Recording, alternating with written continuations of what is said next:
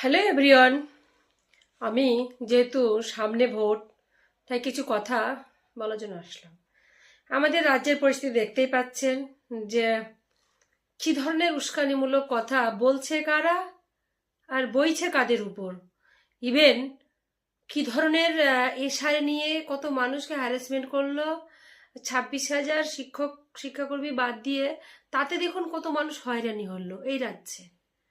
মানে মানুষকে একেবারে বোকা নির্বোধ জনগণ একের পর এক প্রত্যেক বছর শুধু তাকে তার মুখটাই দেখে আসছে যে হয়তো এবার আমাদের দিদিমণি কিছু করবেন।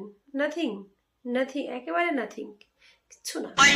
সবকিছু ওর কাছে ডিসগাস্টিং। মানে জনগণের সেবা, জনগণের কাছে সবকিছু ওর কাছে পুতুল। ওই যে ভিক্ষা, উনি ভিক্ষা দিয়ে এমন করে দিয়েছে মানুষকে যে ভিক্ষা ছাড়া কেউ কিছু বুঝে না। ভিক্ষাটাই ওর কাছে সব।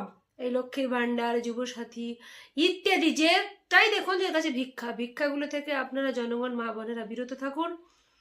কি ধরনের একের পর এক উস্কানিমূলক দিয়ে আমাদের মালদা জেলাকে উত্তপ্ত করলেন, সেই অশান্ত পরিবেশকে ফখরুলদা কিন্তু শান্ত করলেন।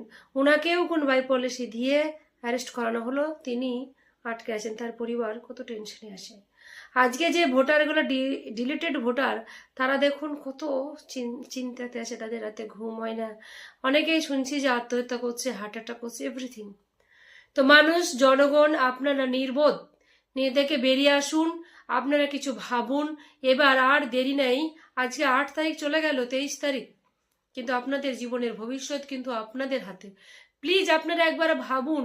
আমরাও ভাবছি, ভাবার জন্য কষ্ট হচ্ছে যে আমাদেরকেও দেখুন, মানে টিচারদেরকেও কিন্তু টিচারের বেতনগুলো কিন্তু ঠিকঠাক করে দিল না। ওদেরকে দিয়ে দিব বললো, সেটাও বন্ধ করে দিল।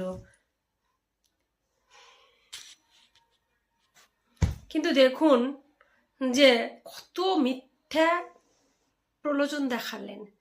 কিন্তু প্লিজ একবার আপনারা ভাবুন, ওখান থেকে বেরিয়ে আসুন।